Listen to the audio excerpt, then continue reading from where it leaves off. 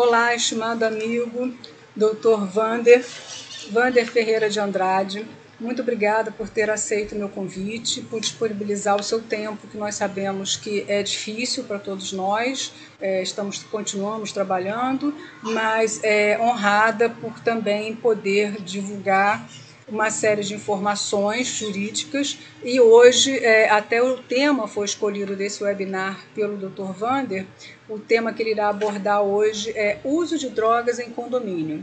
Quer dizer, um tema fervilhante, muito interessante para todos nós, inclusive para os moradores, conselho e até dentre outros que venham a se prevalecer do condomínio, um morador, uma visita, né? E até para os empregados, né, o Wander. Então, mais uma vez, muito feliz por você estar aqui conosco, nos brindando com seus conhecimentos, seu vasto conhecimento, e ainda mais com esse tema palpitante. Vou falar um pouquinho só do currículo do Dr. Wander. Dr. Wander Ferreira de Andrade, advogado, especialista, mestre e doutor em Direito pela Pontifícia Universidade Católica de São Paulo, ou seja, a PUC São Paulo, professor, também coordenador de cursos de formação de síndicos profissionais, de administração de condomínio, de advocacia para condomínios, tendo capacitado mais de 5.000 profissionais no segmento condominial em todo o Brasil. Também é palestrante, parecerista, articulista em diversos periódicos especializados na área de direito e de gestão condominial. É autor de diversas obras jurídicas, inclusive vou mencionar uma aqui ao final que é maravilhosa, dentre todas, mas essa também vou mencionar. E é presidente da Associação Nacional de Síndicos e Gestores Condominiais e pró-reitor de Administração e Planejamento do Centro Universitário Fundação Santo André. Isso é só um pouquinho desse ilustre colega que nós teremos hoje nos brindando com esse webinar, uso de drogas em condomínio. Aí, doutor Wander, eu vou fazer umas perguntas para direcionar aí o tema, para que possamos, então, dar sequência àqueles que venham a se interessar especificamente nas perguntas. Então, dentro, né, do nosso webinar, primeira pergunta, doutor Wander: o uso de drogas em condomínio configura crime? Bom, Vânia, deixa eu falar primeiramente da minha satisfação em atender o seu prestigiado convite e o seu irrecusável convite, tá? A Vânia, para quem não sabe, é uma ilustre conhecedora, estudiosa, advogada, aplicadora dos preceitos do direito condominial, muito respeitada, localmente, em particular ali no Rio de Janeiro, mas o seu conhecimento já extravasou faz tempo as fronteiras, né, da Guanabara e já chegou a todos os rincões do Brasil. Então, Vânia, o meu carinho, tá? E a minha satisfação em te atender a esse teu convite tão generoso. Mas, indo diretamente à sua pergunta, ela é muito interessante e muito provocativa, porque numa leitura muito rápida e afoita, eu posso chegar à conclusão que uso de drogas em condomínios é crime. No entanto, é necessário a gente fazer uma pausa, uma ponderação e analisar o que a lei diz a respeito. Só é crime aquilo que a lei diz que é. Isso está já no artigo 1º do Código Penal, é o princípio da legalidade. E usar droga não está previsto como crime em nenhuma legislação brasileira. O que o artigo 28 da atual Lei de Drogas menciona, prestigiando inclusive a tradição das legislações brasileiras que puniam, de alguma forma, pessoas associadas à droga, ao tráfico e todas as demais condutas associadas às drogas, entorpecentes, tóxicos, como já foram chamados ao longo do tempo, é o verbo portar droga, ter consigo droga para consumo pessoal. Ou seja, uma pessoa que é encontrada na posse de drogas, portando drogas e, portanto, tendo a finalidade de consumi-la, ele pratica o crime do artigo 28. Parece a mesma coisa, mas não é. Por quê? Veja só. Se usar droga fosse crime, eu, como um policial, por exemplo, eu poderia prender em flagrante delito uma pessoa que acabou de fazer uso de drogas. Vamos transportar isso para o condomínio. Vamos imaginar que lá no condomínio é localizada uma pessoa, é encontrada uma pessoa que acabou de fazer uso de droga, ou porque ele acabou de utilizar um cigarro de maconha, ou porque ele acabou de aspirar um papelote de cocaína, mas ele já fez isso, né? Pergunto, ele está trazendo consigo, ele está portando consigo alguma droga? A resposta é negativa. Não, ele já usou. Ou porque ele já injetou a droga injetável, ou porque ele já aspirou a droga suscetível de aspiração, ou porque ele já fumou o cigarrinho de maconha. Não há droga. Não havendo mais droga, uso pretérito não é crime. A pessoa que já fez uso da droga não pode ser punida pelo fato de ter feito uso. O crime de drogas é um crime que exige materialidade. O que significa isso? Significa que tem que haver a droga propriamente dita. Quando a polícia ela encontra uma pessoa com drogas, ela encaminha para a delegacia a pessoa e a droga. Por quê? Porque o delegado de polícia, antes de proceder a qualquer coisa, ele vai ter que submeter a uma análise primária, a uma análise ainda em caráter preliminar, de um perito para fazer um exame naquela droga ou naquela suposta substância para saber se de fato ela é droga. É bem verdade que este primeiro exame ainda não é um diagnóstico, ele é um prognóstico, é um exame preliminar.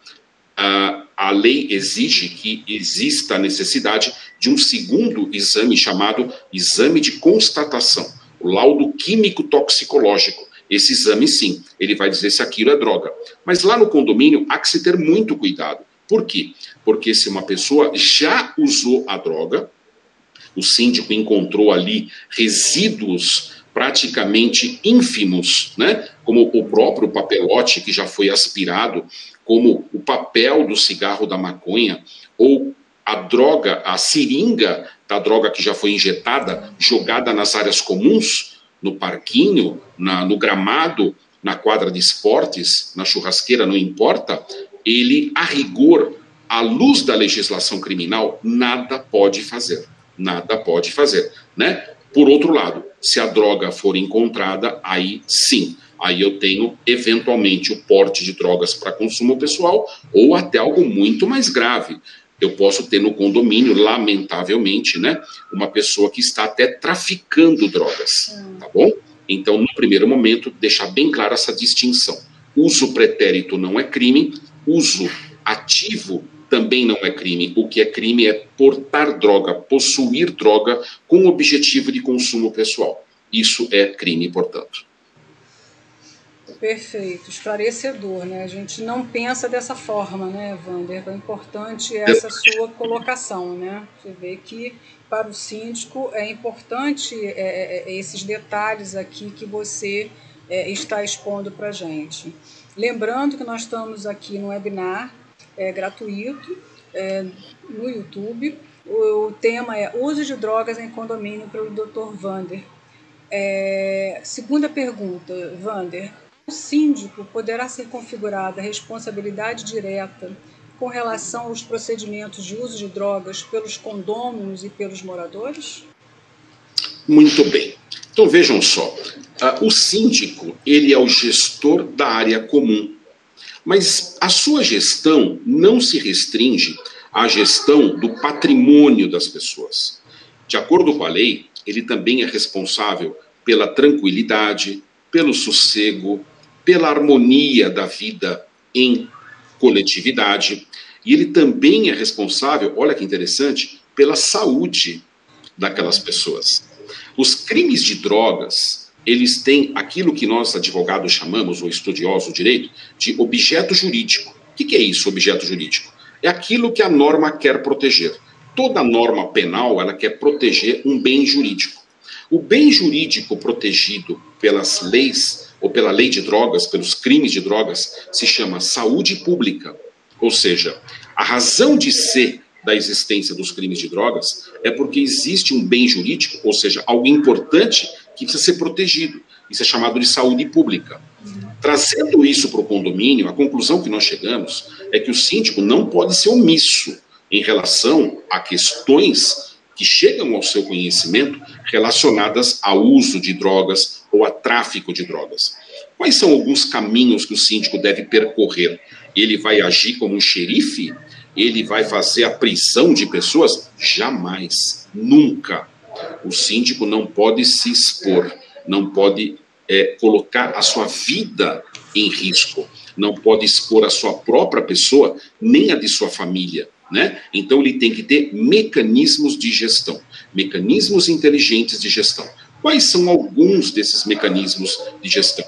Primeiro, conhecer a lei, né? Saber que a lei veda essas condutas, pune esses comportamentos e, portanto, a lei pode e deve ser aplicada. Segundo, trazer para o âmbito das convenções e dos regimentos internos normativas proibindo, por exemplo, uso de fumo em geral ou uso de drogas em geral. Isso pode e deve ser trazido para as convenções e para os regimentos internos, porque ao fazer isso, o síndico está fazendo a tutela da saúde, né? Está gerindo as áreas comuns e, como tal, ele pode e deve proibir. Mas para ele poder proibir, isso tem que estar na norma, porque ele, síndico, ele é aplicador da norma, né? Então, se porventura a convenção não traz nada a respeito, se porventura o regimento interno não traz nada a respeito, isso deve ser trazido para o corpo normativo de gestão do condomínio.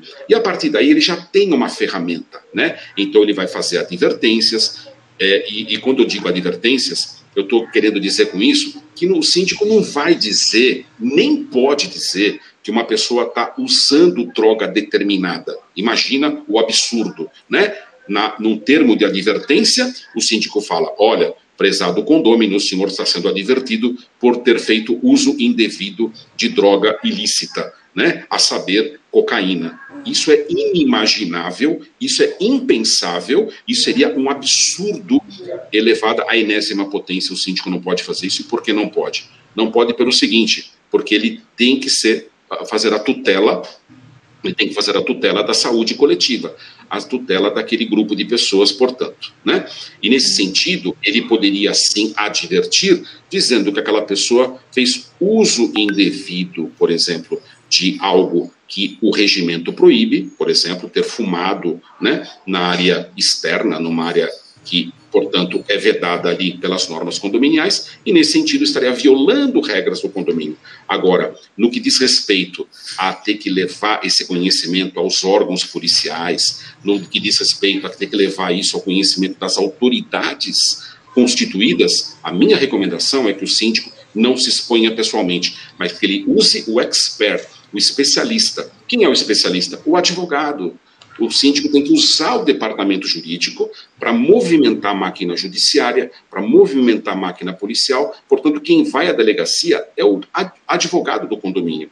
Quem vai fazer a petição, o relato, se necessário, né, é o advogado e não ele. Assim como ele não faz uma vistoria no prédio, é o engenheiro que faz. Assim como ele não faz a análise da acessibilidade, é um arquiteto quem faz. No caso de uma medida desta ordem, é um advogado quem deverá fazê-lo. Perfeito. Muito bom. Pelo menos dá um apoio a essas suas colocações, dá um reforço para que o síndico repense, né, e não tome para si essas responsabilidades, que acaba até podendo gerar um problema até para ele pessoal, né, não só dentro de outro jurídico, né. Wander, terceira e última pergunta, então, nesse nosso webinar, uso de drogas em condomínios. Pode o síndico valer-se da lei antifumo, entendendo-se que é proibido fumar nas áreas cobertas ou fechadas do condomínio? Sem sombra de dúvidas que sim, né? Eu falei do síndico usar ferramentas inteligentes de gestão e eu mencionei, a título de ilustração, a convenção, o regimento, atas de assembleia que já proíbem esses comportamentos. Mas não é só isso. Ele deve também usar a legislação em vigor, né? E não é só a lei dos condomínios, não é só o Código Civil, não são somente as normas ABNT. Não. Você tem aí leis estaduais, leis municipais, que se aplicam e regem determinadas condutas, inclusive proibindo tais comportamentos. A lei antifumo, que nós temos em diversos municípios, em diversos estados do Brasil, praticamente há uma univocidade, né? Há uma uniformidade de tratativas e normativas com respeito a fumo, ela se aplica em condomínios, né? E, naturalmente, o síndico deve buscar a força desta lei para fundamentar termos de advertência, para fundamentar a aplicação de multa, porque isso vai demonstrar que ele não está inerte, mas que ele está caminhando na direção da tutela da saúde coletiva. Agora, o síndico, como eu estava dizendo no exemplo anterior, não pode jamais colocar num termo de advertência, num comunicado, aquela menção direta ao uso de drogas, sob pena dele vir a ser processado por calúnia, né? Então imagina, ele que está todo ali imbuído de um salutar, né? Uma salutar intenção, uma nobre intenção, pode vir a sofrer consequências danosas, né? No campo criminal, no campo civil, ter que responder com o seu patrimônio. Então, tudo isso demanda um cuidado extremo e, num primeiro momento, com a sua própria vida, com a sua integridade física.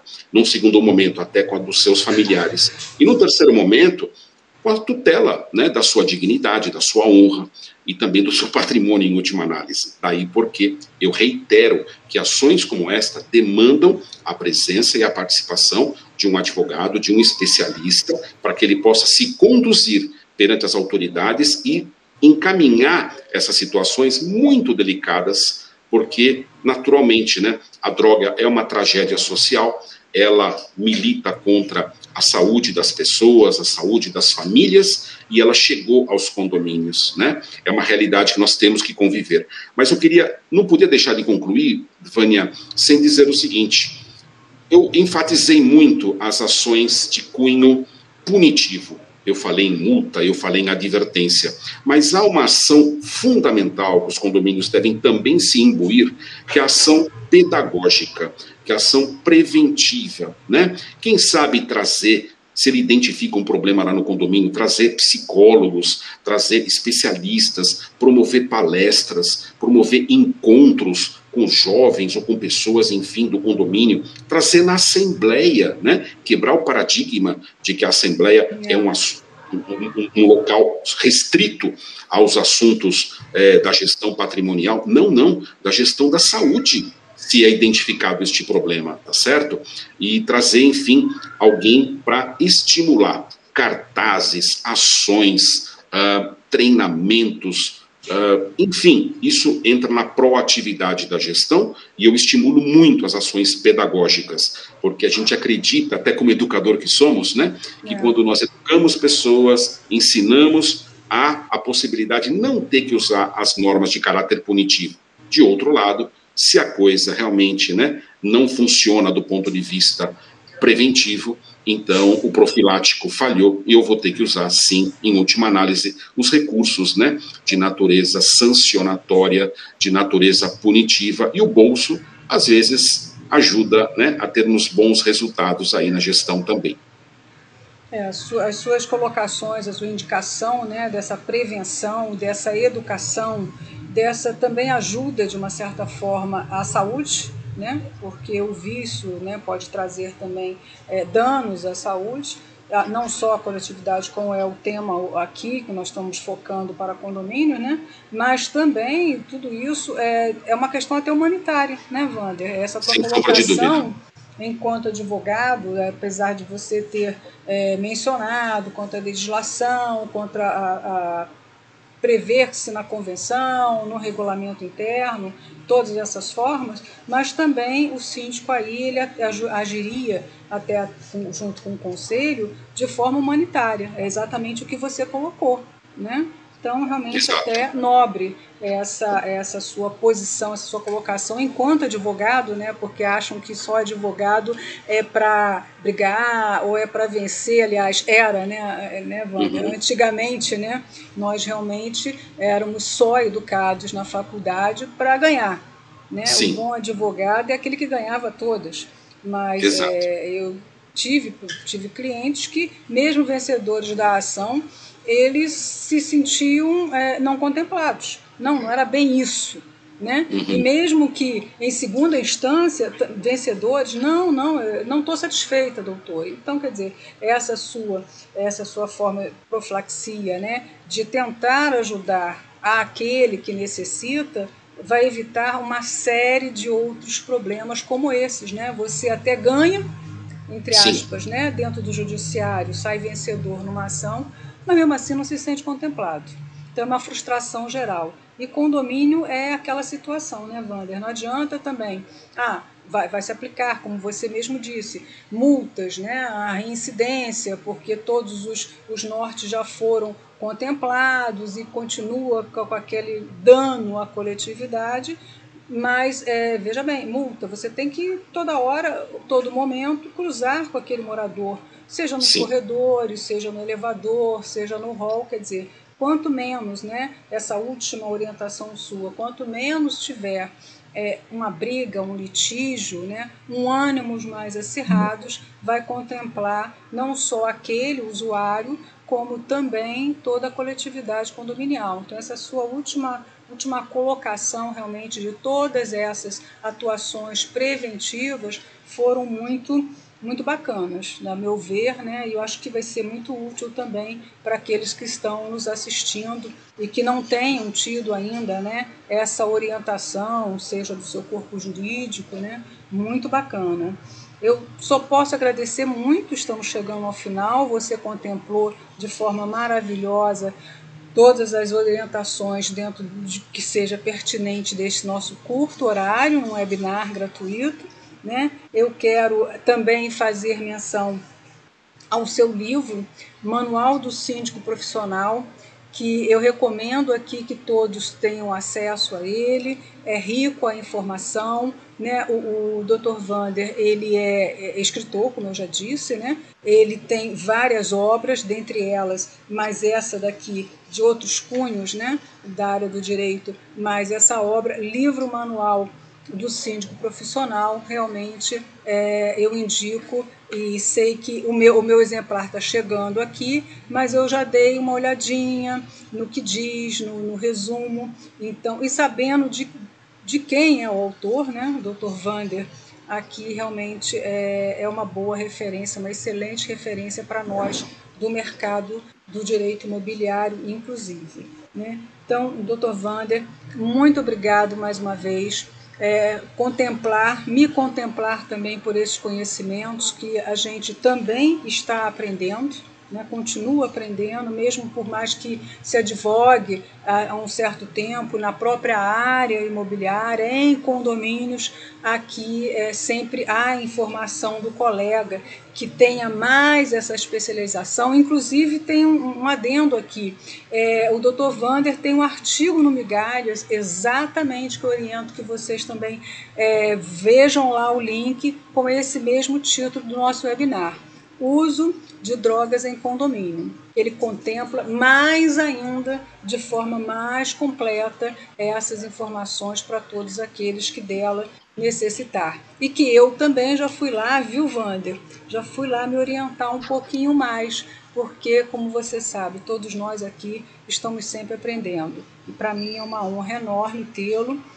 Quero aqui já deixar registrado um novo convite numa próxima oportunidade, que a sua agenda permita, que a nossa agenda seja contemplada com esse tempinho de informações com conteúdo jurídico, que é enriquecedor para mim, enriquecedor para todos aqueles que necessitam dessas informações e que possam até, né, buscar as ajudas necessárias, como você mesmo mencionou no período desse webinar, que quem tem que fazer alguns procedimentos é realmente o escritório dos advogados, é a área jurídica e não o síndico, ou a polícia, ou, né, o órgão público. Então, isso é importante para as pessoas aqui terem essa percepção através de você, que trouxe esse tema e essas brilhantes aqui colocações.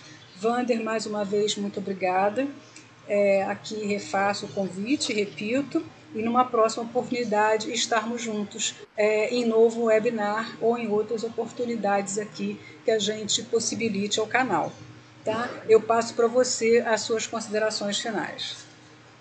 Bom, as minhas considerações são apenas agradecimentos à querida Vânia Baeta, uma referência no direito condominial, no direito imobiliário, eu falei há pouco, em nível Brasil, e, portanto, eu só tenho aqui também a sugerir que vocês acompanhem o canal da Vânia Baeta, porque ele vai trazer muito conhecimento, muita informação, e a gente aqui só é um pequeno colaborador desse maravilhoso projeto. Um grande abraço, Vânia. Você também, Vânia. Um abraço a todos que estão nos assistindo, muito obrigada.